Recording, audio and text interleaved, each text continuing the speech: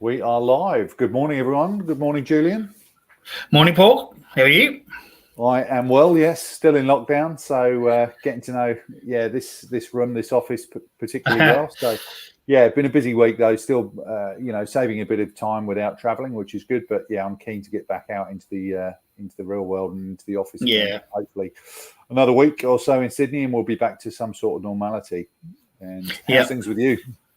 Yeah, all good in Queensland. Obviously, we came out of lockdown over the weekend and still wearing masks and everything out in the world, but all good. And again, as we go live on this, thoughts are out to everybody in lockdown and all businesses and hospitality finding it extremely challenging. So thoughts are certainly with everybody.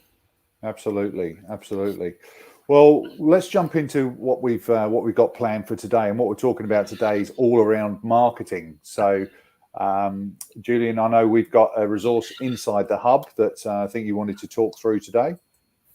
Yeah, so look, I mean, this will be another quick snapshot of marketing because this is a subject that we could obviously talk about for a few hours, days, weeks. Yeah. But what we wanted to do today was just really cover some basics and some marketing 101 that you really should be doing as a hospitality venue. So again, obviously within the GSE hub, in the portal, we've got a marketing brief.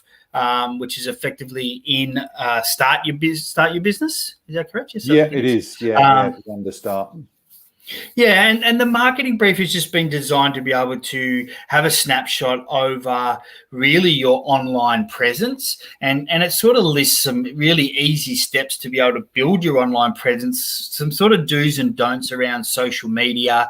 It touches on third-party deliveries, but we've got a feature coming up in later July on third-party deliveries and QR codes and contactless ordering. So we'll go into that a little bit further. But this document here, as you can see, it starts to talk about, if you're setting up a website, and Paul, you and I have had this discussion is, with how easy it is to set up a website and how cost effective it is these days, there should be predominantly everybody having their own website.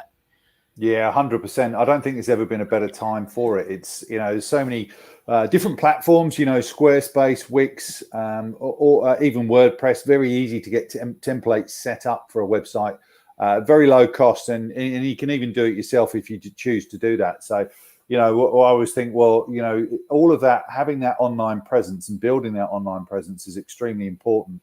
And a website is a really good window into your business. And in addition to that, it's going to help you with search, especially with Google. So having an online presence, having a strong, website presence as well can definitely help as far as people searching for your business or literally, even if they're not searching for you, at least finding you can make a very big difference. Yeah, definitely. So I think, look, I'm certainly not the most tech savvy person in the world, but I actually have built my own website before using Squarespace, and the templates and the ability to be able to do it and really to cover, your brand, your product, your menu, just your contact details, phone numbers when you're trading, social media icons so they can click through to Instagram if you're running Instagram, and probably images are obviously really important of your food. And it really is really quick and easy to be able to build it. So I've done it, and I think it's everybody should really look at doing that, because as you go into social media and we'll move into that now, is you start getting into obviously Facebook and Instagram. And the one thing with social media is that you need to be consistent. So you need to have posts and images and things on there consistently going up. It's not something that you can sort of do sporadically and just leave. People sort of pick that up. So with a website, you actually, obviously, you don't need as much maintenance on the website, maybe changing images or updating certain aspects of it. But as you go through social media, you certainly need to be more active. 100%. Yeah, that's right. And I think consistency with posting and that, that kind of thing is extremely important. And again, as we said with the websites, it's probably never been easier. Scheduling tools, even inside Business Manager or Facebook Ads Manager, so easy now to, schedule all of your posts for a week or 2 weeks or even a month further ahead. And I know I've got one of my one-on-one clients was struggling with this. So what we did was we just got one of his. It was actually his kitchen hand who was really good at social media, a great sense of humor, really good at coming up with different ideas and content ideas, and he understood how to work the back end of Facebook. So just literally got him an hour or 2 hours a week put to one side, where he could just sit with the owner for 10 minutes. The owner would say, "Look, this is what we've got coming up. This is what I'd like to promote, or this is what I want to get across." And then this lad just literally sat there and plugged in everything for, I think he was doing about 10 days at one time. So that really, if you look at it, it's something that what I tend to find, Julian, is that a lot of people think find it something that they don't have time to do, and it's easy to put off. But there's probably somebody within your team that can do this and will probably do a better job and really enjoy doing it, and in most cases get it done in half the time. So it's one of the things I usually come back to with this, is that it is important that you are consistent. And if you don't have time or the inclination to do it, then bring somebody in that can do it for you, or look inside already. There's probably several people in most cafes, most restaurants, that would be more than capable of doing this. Yeah, definitely. I think the one thing about obviously doing that is just ensure that obviously, or that as an owner you have all the passwords and all the information. I've certainly seen over the journey that people who have allowed some of their staff to do it and actually haven't really detailed what their passwords are, and as they leave, they get caught without having access to it. So just make sure it's you've got all the passwords. So Paul, just on that, when you're seeing businesses either for obviously from a sales perspective or someone coming in to buy them, and you see that they've got their website and Facebook and Instagram, I would imagine that creates a value to the business and really a digital presence. It certainly helps, and from looking from a sales perspective, one thing that I've noticed is that buyers will look at recent activity. They'll look at what's going on in the business, and they'll and actually I do this. If I have somebody come to me, looking to sell or wanting to work, I find it quite easy to gauge how they feel about their business by looking at the social media. And obviously in some cases that you can be wrong about that, but in most cases, if there hasn't been much activity, if the account hasn't had any love for a while, it's usually a sign that the owner's on the curve of looking to sell, or had enough, or over it. And it can be a direct window into the business to see exactly how the person running the business feels about it. So it is important. It does add value. That brand value, is part of the goodwill. It is important. And if you've got a strong social following, you've obviously got more people that you can promote to organically. So that definitely helps from a business angle. If there's no social media presence at all, then there's two sides to that, I guess. If you're looking from the buyer's side, there's a great opportunity to get in and start building that presence at fairly low or no cost. If there's nothing there already.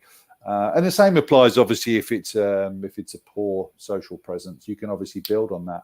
But I would suggest from an operator, an owner's point of view, then in this day and age, people are looking for social media. They're looking, and finding places through social media. So very important that you've got a presence, a strong presence, and as you've mentioned, that you've got consistent content and posts going on.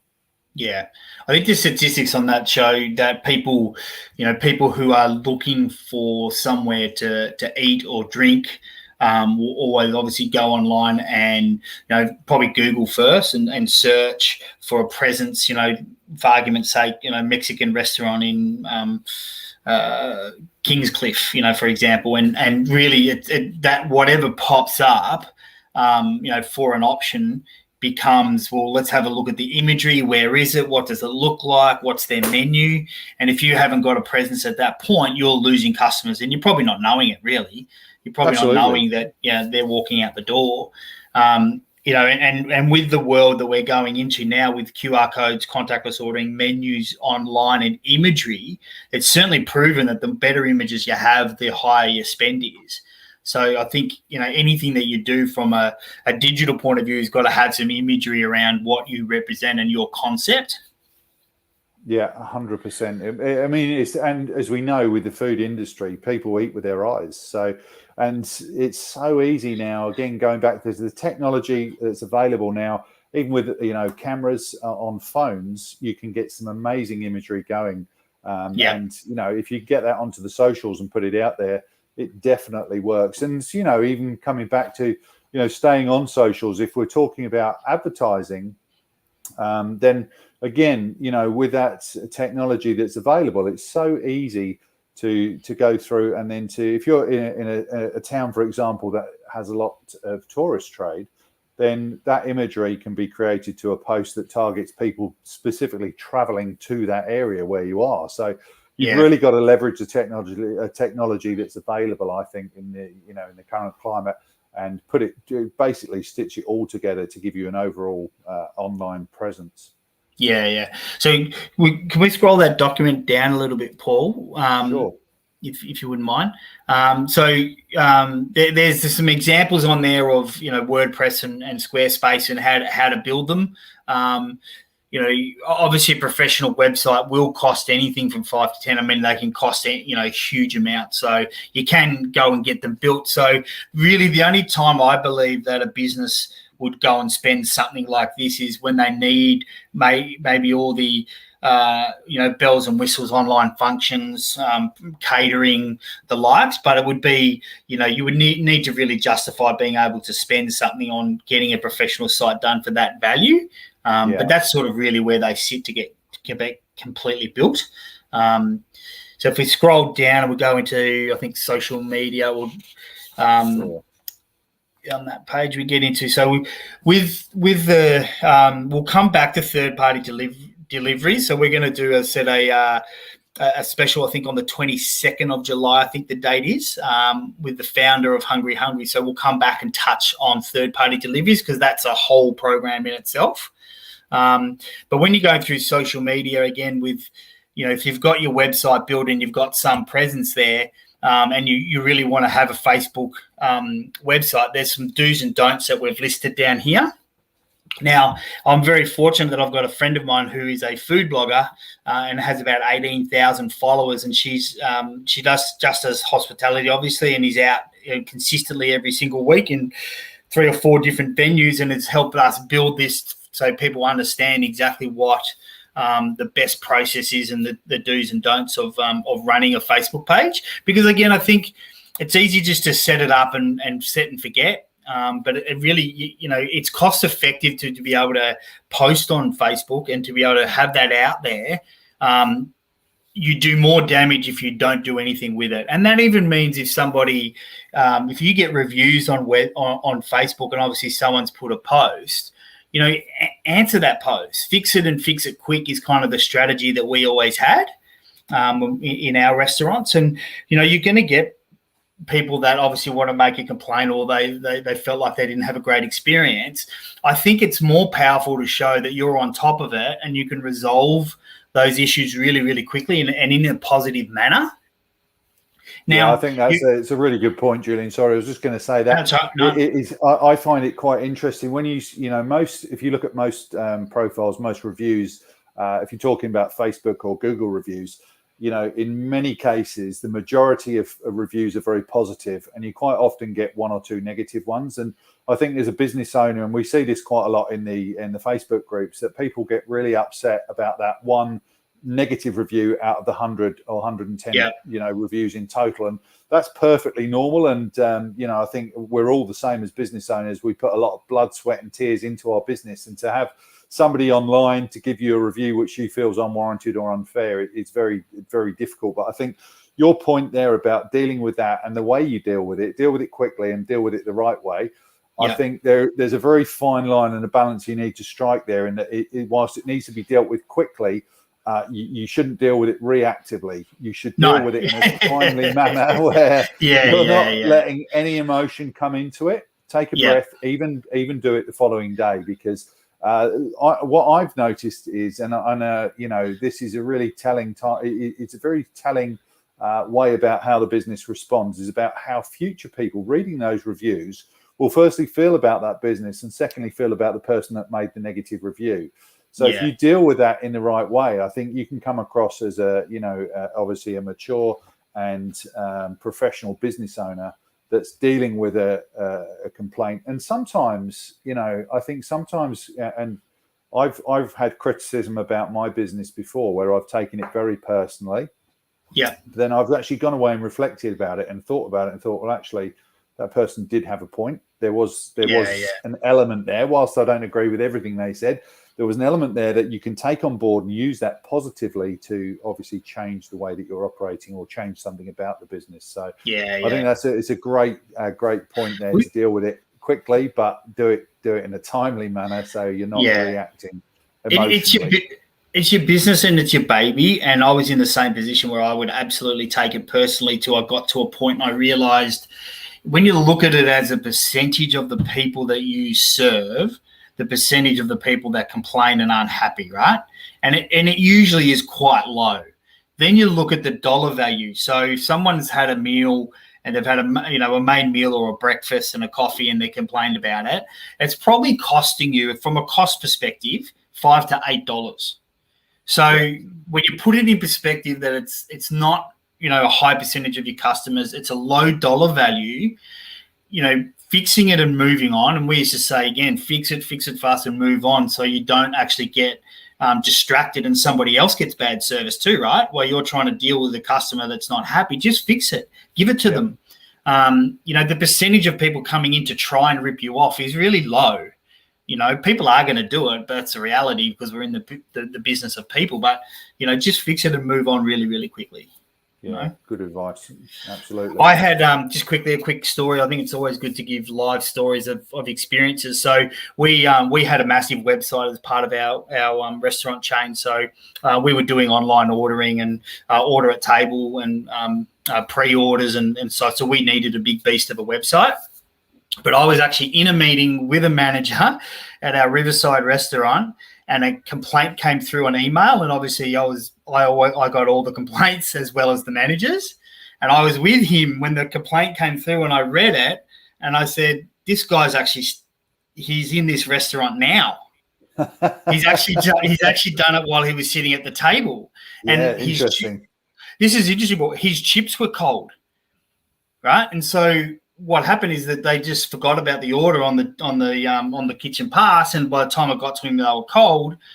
He made a complaint, and we went over and fixed it, gave him a new bowl, and fixed it really quickly, and it was really powerful. And he was kind of freaked out a bit because obviously we got it. Yeah, that's he was very sitting interesting, there. Isn't it? Yeah, you wonder, with a lot of these, the online trolls and the comments that are posted, how they would, firstly, would they make those comments or give that feedback face to face? In most cases they wouldn't, but probably not. In many cases if they did, then it would be a big benefit to the business owner and to them, because the problem can be resolved immediately. And that's I mean, I've got plenty of examples of things like that where people have actually been confronted after making a review, and all of a sudden it wasn't the problem that they'd, as far as they typed and posted, it was nothing like that at all. It was just, again, being dealt with emotionally in the wrong way. So I think it's crucial that as owners, we deal with this in the right way, and that is all part of your online presence and your online brand. I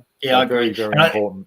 Just to finish off on that, Paul, I think that, again, if someone's made a complaint online and you've fixed it and you got a great outcome, leave it up there for people to see. Like, it shows 100%. Who you are as a business. As I say, it's a true reflection of the type of business that you are. And that, in many cases, you can take negative reviews, and if you deal with them in a positive way, that can then lead to more business further down the track. People understanding that's been dealt with, and if there is a problem, you're not dealing with it reactionally or emotionally. You're dealing with it professionally. So really important. So we'll scroll through this document again. And so Facebook, again, I think if people are obviously most businesses would have a Facebook page. So the key themes out of that is make sure you're consistent, make sure you're on it, and you're pre-planning, as you said, Paul. There's software and all that can help you do all of that.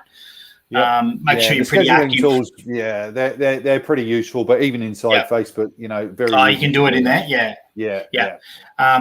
Yeah. So that's a number one. Website sort of number two. I think I think a lot of people would be extremely surprised at how quick and easy they can do it and how cost effective and cheap it is. So I think again, in this document, it's got a couple of examples. We've put a couple of YouTube videos on there to show you how to do it. And then the next one's obviously Instagram. I think Instagram from a food perspective is a no-brainer. You don't, again, you can pre-plan all your posts and the likes, and you can put specials up, and you can take photos of customers that are obviously in a happy environment. So I think Instagram is a very easy one to get maximum range. And it's quite powerful from an imagery point of view to see what you're going to, what the dining experience is and the food quality is. Yeah, I think just the one of the main differences I found, Julian, with Instagram versus Facebook was the ability on Facebook that you can obviously put calls to action, links in posts and so on, and send people off the platform to your website or to something else. And Instagram, you haven't been able to do that until recently. But now there is, and I won't get too technical because, I'll go off down a rabbit hole if I do that. But there is, there's a piece of technology called Linktree, which is integrated into Instagram, and then allows you, instead of just having the one link in your bio, you can have different links and different calls to action from there. So in that respect, like all of the good positive points with Instagram are still there, with the visual aspect and sharing and liking and how people can find you online. But you can now actually send people away from there to your website or to specific offers via Linktree. So there's probably more leverage there now than there used to be. Yeah, I'm a bit old school, so I do prefer LinkedIn. Instagram. Sorry. Just visually, I mean, it's the way that I look at hospitality businesses. Visually, I think for me, it's easy to get a quick snapshot and see what's going on in the industry. So maybe I'm an older one, Paul. I don't know, but I like Instagram. I think they've both got different. There's pros and cons with both, I think. And I think, to be honest, like we said about the website, you need to be on both. You need a presence on both. Yeah. And again, I think, if you're posting on Facebook, you get it to automatically post the same post onto Facebook, onto Instagram. Yeah. Sorry, so Instagram as well. Just connect the two accounts. It's pretty straightforward. Yeah. And I think the other thing too is just from everybody's where your restaurant, cafe, or business food outlet is have a look at what's going on within your area. I think it's great, a great way to see from a competition perspective. Like, you should be following your competition. You should be having a look at what they're up to. So I think it's a great way to get a bit of a handle on, what's going on in your region and in your area. Absolutely. Sorry, Julian. That's right. And then follow people that you aspire to and see what they're doing as well. I think it's a great way to do it.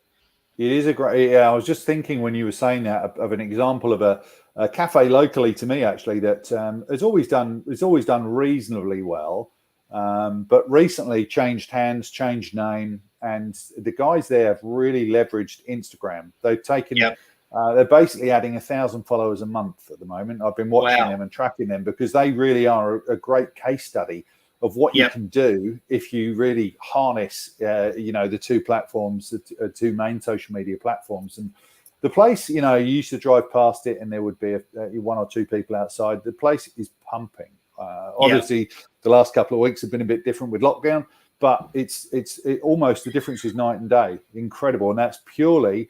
social presence. it's purely social presence, and social media. Mainly in that instance, mainly Instagram. It's kind of like batting above your weight in a sense, because you can be as big and bold as you want and put it all out there and be a small business, but you're competing with the big boys in that sense, if that makes sense. So, I mean, that's amazing. How quick, just out of interest, how quick did they change their name after they bought it? Was it immediate? It wasn't immediate. No, it was a few weeks. It was a few weeks. But interesting case study for sure. The brand changed, and I mean, to be honest, the product's good, but the product was good before. Yeah. The It's brand, just the the brand's presence. Yeah, okay. The yeah. brand, to be honest, the brand was probably stronger before. It was probably a Interesting. stronger brand previously, but it's literally The digital. just that they've really nailed Instagram. Yeah. They're a real case study of what you can do purely with Instagram, honestly. Yeah. So yeah, definitely worth putting it out there. Okay, we'll keep going down the document, and we'll get to one of my favorite ones, which is food bloggers and food influencers. So as I said, I actually for food critics and social media influencers. So this is quite an interesting topic. So I think there is social influencers in the market that can take advantage of hospitality businesses and say, I will come and do a favorable post for you if you give me free food, basically. I think, there's legitimate food bloggers out there that do it for the passion and the love of it. So I would recommend trying to find some influencers and food bloggers within your region and just get an understanding of what they're doing and how they actually post their stories. They may come into your business without you knowing about it as well. That certainly happens. Food critics and certainly social influencers, but I would definitely do the research as to who is in your region and what they're up to. Yeah, and I was just going to say, Julian, my experience on top of what you've just said there as well, a lot of the bigger ones, they'll charge $5,000, $6,000, $7,000, $10,000. Yeah. But I've had a couple of my clients that have been approached by them, and they're asking for pretty big money. So you've got to really be sure you're going to get a decent return on investment. And like with anything, do some due diligence, I guess, and make sure that other people that they've worked with have got an uplift in business, because whatever marketing you do, you need to get a return on your investment. Yeah. So I think you absolutely 100% nailed it. And I think so there's this category of social influencers that are the top line that you pay for.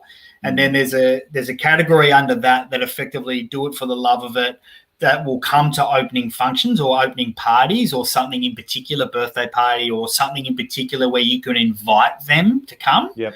And then that will just be a free meal. That's a pretty easy one. So I think understanding what that market and who is in your area or your region, I think is really, really important. As I said, I've got a friend that's got about 18,000 followers. She's a lawyer by trade. She does it for the love of it. And she's at functions 2 or 3 times a week, obviously photographs every meal, both on Facebook and both on Insta. They're her social mediums. And, she's not influenced by the retailer, so she doesn't get money. So she'll write what she believes. Sometimes that's not great, and sometimes it is. And so to go through that experience, she brings a full camera and does a full photography. Like it's quite amazing what she does. So I think if you can get an understanding of the lay of the land, and you can probably get some food bloggers within your region that are not necessarily the $5,000 to $10,000 ones, and you are having an event or a relaunch or a reopening, I think they're great to be able to get extra exposure. And I think it makes your Instagram and Facebook feeds shoot up.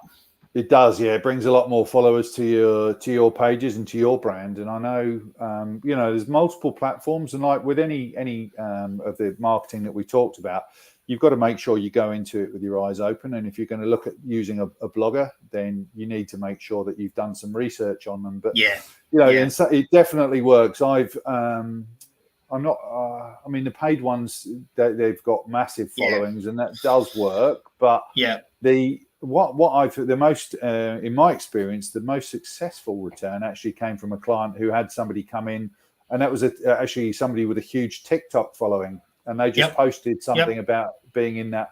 That was a dumpling restaurant. They were just in there, and that they got massive exposure and a huge uplift. To the point they didn't even know it happened. It was only when people were coming in and they were, flat chat. They just happened to get talking to somebody, and they said, "Oh no, we saw it on so and so's TikTok." So it can really be very, very effective. Yeah. So I think the other one is, a lot of PR agencies will obviously say that they can get bloggers there. And again, my friend, that's how she gets a lot too. That she works with different PR agencies, and again, she doesn't take money because she doesn't want to be influenced. But that's probably a bit unique.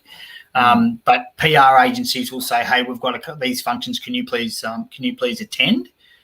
So if anyone's using a PR agency for anything, again, a relaunch or birthday parties or new businesses, a PR agent may be able to get food bloggers there to help with that event. Great. Excellent. Yeah, definitely worth considering all the options, isn't it? I think with marketing, you can't just have one channel or rely on one, like one Facebook page or one platform. Even you've got to spread it across and have as much exposure as you can. And one we haven't touched on, and I'm conscious of time, but I wanted to also mention Google My Business, because that's something that will really help with search and Google rankings. So, posting on that, posting updates and blog, like small blog posts on there can really help more people to find you, but also for more people to find the website and the, if they're searching in the area, you're more likely to show up on Google Maps if you've got a stronger Google presence. Yeah, that's really important. Really important. Yeah.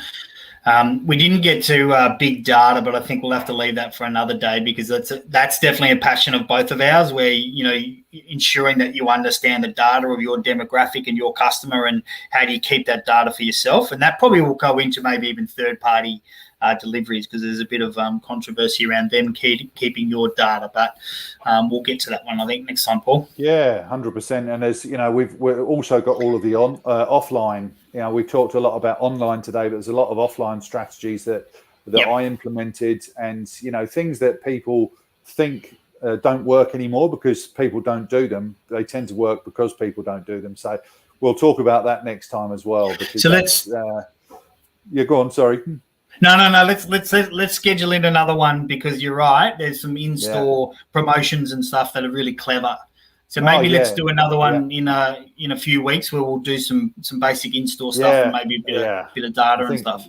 As you said at the start, we could talk about this all day, because there's so many different avenues that you can take when it comes to marketing, and it is a passion of mine. I love it. So, but the local area marketing and supporting the community events and that sort of thing is something that worked really well with every business that I had. So we've got heaps of other things we can talk about as far as that. All right. So this is marketing 101. We'll do marketing 102 online. At a later stage. Yeah. So again, I think just a quick summary is, obviously websites are certainly more cost effective than people, I would imagine, and you can build them yourself.